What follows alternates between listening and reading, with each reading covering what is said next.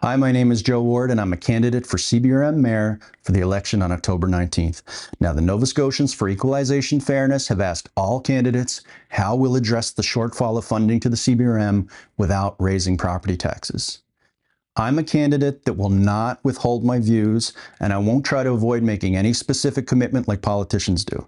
So I've done more analysis on this topic than any other candidate, including a custom equalization calculator that helped me predict the outcome of increased transfers on tax rates, and then other tools that helped me analyze our provincial open source tax data, which helped me to understand the disparity and to explain the unfairness of the capped assessment program.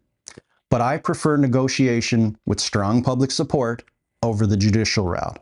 And I believe that the reason that didn't work was because it was not pursued after Mayor John Morgan was no longer our mayor. For the 8 years that followed, Mayor Cecil Clark was elected, and historically we know that he opposed Mayor Morgan in his pursuit of resources for the CBRM. Now, before I tell you about my proposal, let's be transparent about my approach. I also do not support the pursuit of territorial or provincial status for Cape Breton Island. Just as scholar Mark McNeil told the NSEF before, the likelihood of success is improbable, and the time frame for success would take decades that we don't have to spare. So I'm reluctant to explore also a human rights complaint as a strategy, since I primarily believe that there's an economic argument that can be successful. And I'm aware that the province moves equalization into general revenue and it sort of gets lost. It doesn't allow us to track where it is allocated. So what would be difficult, but perhaps more useful, is having disclosure on how much per capita spending is done by the province per municipal unit like us, as well as disclosure on the revenue that they extract from us. And this wouldn't indicate where equalization funding was allocated, but it would show any disparity of the investment made by the province throughout the province in each municipal unit. And I'd encourage council to endorse that request to the province officially. So although my approach would not be that of an activist style mayor, I would welcome protest by the NSEF and other citizen groups. In fact, we might pursue a proclamation of support for the NSEF and their goal to achieve fairness for us all within the CBRM, obligating us to remain true to our commitment in an official way. So my approach to gauging how residents are feeling about mayor and council, the CBRM administration, or other local political representatives from other levels would be to do quarterly online evaluations for everyone to see. So that gives those who are evaluated direct feedback, and it would allow the CBRM residents to impose pressure on our decision making. It also lets the media focus attention on our level of favorability and the root of public approval or the lack of approval. So if we're not successful at increasing the transfer to offset taxes, we're going to be forced into either austerity or increased taxes. Or alternatively, as we've seen with the new wastewater bills, the CBRM administration might have designs on raising more revenue by charging us for services that are currently included in our property tax payments, like garbage and recyclable pickup service. And I'm absolutely not in support of doing that. So while there may be a need to audit CBRM departments for operational and financial management, I don't want to resort to austerity, and by which I mean cutting budgets only because we're not able to receive an increased transfer. A budget should be cut for wastefulness and mismanagement, but not austerity. And I definitely don't want to raise taxes, of course. I'd favor budget cutting over tax increases if they were the only options. I'd also explore the option of attempting to recruit John Wally back to the CBRM so we can leverage his expertise related to finance and equalization. And I'd explore the option of doing a Freedom of Information request myself as the mayor on all communications from all staff, former mayors, current and former councilors, and any communications to government officials or to each other on equalization. And then when I have that collection, make it available to the public for review and whatever analysis they want to do. And that's transparency, and that's accountability in action, and it's way beyond the buzzwords. I start up by telling you that my approach is to negotiate. And as you're going to hear now, my strategy is adaptable and multifaceted, which is a fancy way of saying we have options.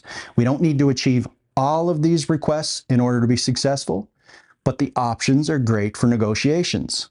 So we need to get a commitment for increased transfer or decreased provincial fees. And that's what we have to do to reduce taxes to get to the HRM levels. So here are some of the things I propose. We could propose to increase the equalization transfer to the CBRM between $30 and $50 million, focused on reducing residential property specifically.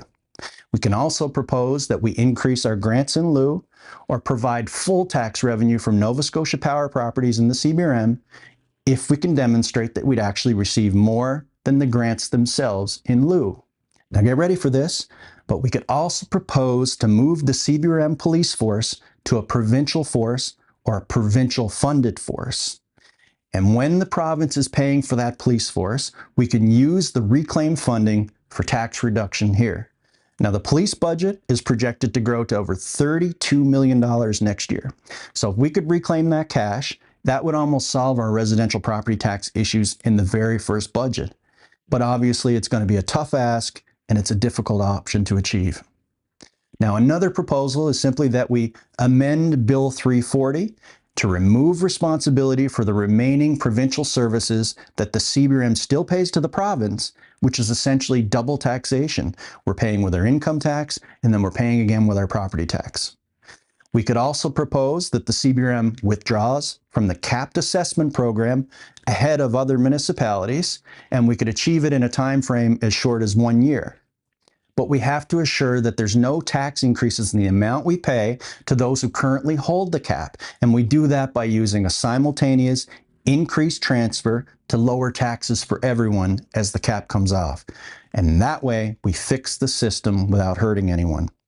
Now we could also propose an as low as 0% residential property tax on new home construction by individuals who will live in the home themselves or qualifying multi-tenant buildings.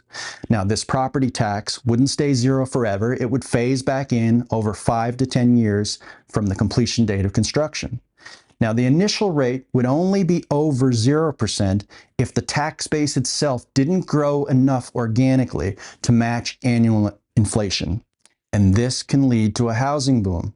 But as a quick note, if the tax rates were actually lowered sufficiently, this strategy might not even be necessary, or the discounting of rates that we do might not be as large in order to be effective.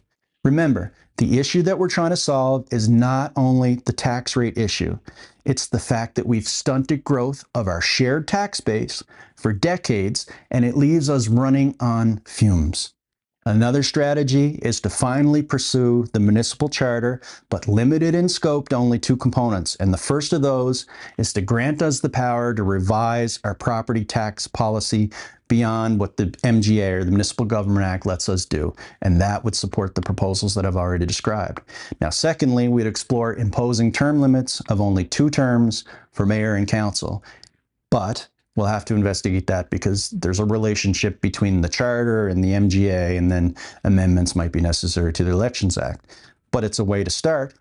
And if we couldn't legislate it, we could at least make it an act of council to adopt it as an ethical commitment. So the question now is, why would the province agree to some or all of the options that I've proposed? When Tim Houston increased the grant by $15 million, he demonstrated they had a willingness to make some changes, even if it was later misapplied by the CBRM, considered marginal by many, and with Walmart getting a share of the savings. So that still represented some progress over prior governments of every stripe. While Bill 340 replaced the $15 million later when he took it back, and it wasn't as transformative as they wanted to promote, it once again showed some movement on municipal reform, or our grants and service exchange agreement, which is basically how much we get and how much we have to pay back. So my suspicion is that the province would be quite happy to stay with Bill 340 for another decade. But the housing crisis has presented a pressing need for the province too that wasn't as much of a factor before. So in order to get out of the way of housing developers, we need to stop disincentivizing them with our high tax rates. There are people now who can't build because they'd abandon their tax cap on their existing home and then pay excessive taxes on the on-cap new construction. We've been absolutely killing any significant potential for strong growth in the tax base for decades. But now with the housing crisis, it's actually in the best interest of the government to use levers like tax rates to encourage private development, whether it's Tim Houston or any other party of any stripe that wins the next provincial election. So think of it. Just as the Bank of Canada increases the key interest rate to slow development and inflation, high property taxes have a similar chilling effect on housing development. Why would a developer or an investor who's not tied to a particular municipality do it in the CBRM with rates that are so much higher than other places they could spend the money in the province? I believe the approach I have can be very compelling because it's now in the best interest of the province. Now, if there's resistance, my plan as mayor would not be to push it aside, as all councils after Mayor John Morgan's time as mayor have done. It's my view that the mayor can communicate from their office in an official exploratory correspondence without having to wait for staff or council to approve all communications, particularly if we have an official proclamation of support from the CBRM Council as an active council. My ideas are not newly invented for the purposes of my campaign. I've been writing about this and working on this topic independently for years. And because the cost of my plan is well within the provincially declared surplus that they always tell us about, I don't see any reason why we can't achieve a deal if we're proactive about it and we actually do the work to justify the solution that we're requesting, but make it mutually beneficial to the CBRM and, more importantly, the province, because that's how we get them to make the agreement. The province needs it too, at least when it comes to housing. So please let me know if any of you have any comments, questions, or criticisms of the approach. I'll respond to everyone. And if you like my approach, please cast your vote for me on October 19th or in early voting. Thank you for listening. My name is Joe Ward, and I'm a candidate for mayor on October 19th.